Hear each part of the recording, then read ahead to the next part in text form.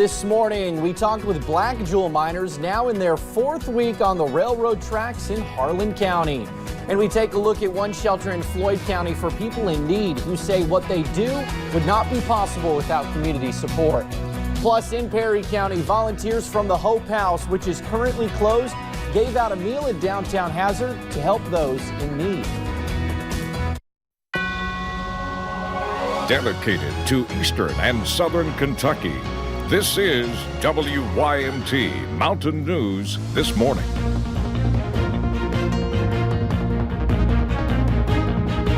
Good morning. It is 4:59 on Tuesday, August the 20th. I'm Will Puckett. Thank you for tuning in to Mountain News This Morning. Yesterday was another hot one. If you step out your door this morning, Brandon, it's that mugginess. Somebody turned up the muggy meter and it might be broke. Yeah, I mean, broke it off there when we turned it all the way up there. But yeah, it is a mild and muggy morning for sure. And temperatures today will be similar to what they were yesterday. We actually got some records there, or got close to some records yesterday. Live pinpoint Doppler radar dry at this point this morning. Some patchy dense fog is around in some of the trouble areas, especially down into parts of southern Kentucky. Just be careful of that. Southeast Kentucky as well. As Will mentioned, 73. Jackson, Prestonsburg, Pikeville, some upper 60s down toward the Cumberland Valley, 71 there in London. Your headlines for today: could see some stronger storms later. A cold front comes through Thursday and some nicer temperatures are on the way after that. I'll tell you about those storms and track them out here in just a few minutes. Will?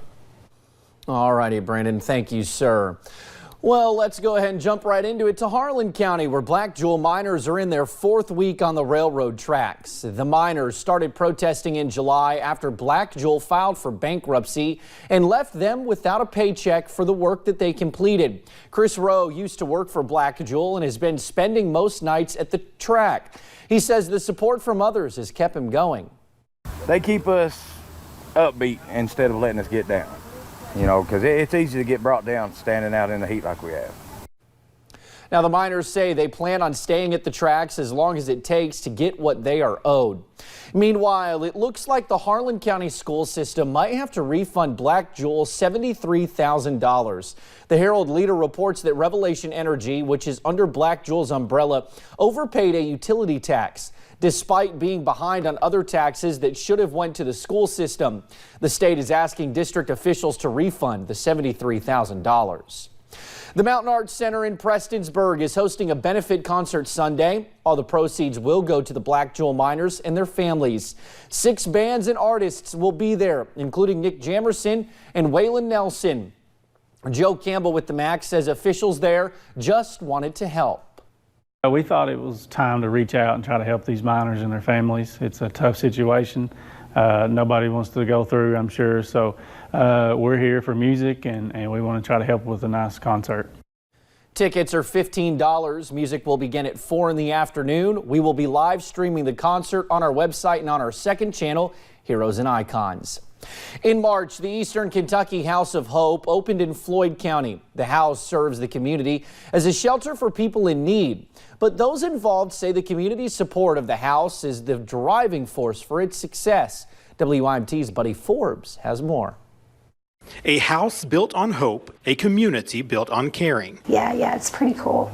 Martin and its surrounding communities have embraced the East Kentucky House of Hope since the organization opened in March. It don't matter what it is, they are more than willing to supply it. Jessica Burke says the outreach includes daily hot meals for the people at the shelter. Some of the best cooks I've ever seen, because the meals, that come in, the clients enjoy it. A lot of them's not used to it. But the giving doesn't stop there. Companies that actually has came in here and has taken some of the male clients out of here and gave them jobs. She says the house serves as a way to help those in need, getting them back on their feet in a comfortable environment, which is something the community wants to see. Everybody wants to be a part of it. They want to know what they can do here to better serve the clients here. Even people in Knott County are reaching out. Well, our church feels like it's a ministry. Kathy Combs says helping the shelter in its mission should be up to everyone. And I would also like to make a challenge to other churches in the area to do something likewise. Burke says the support she sees pouring through the region is inspiring.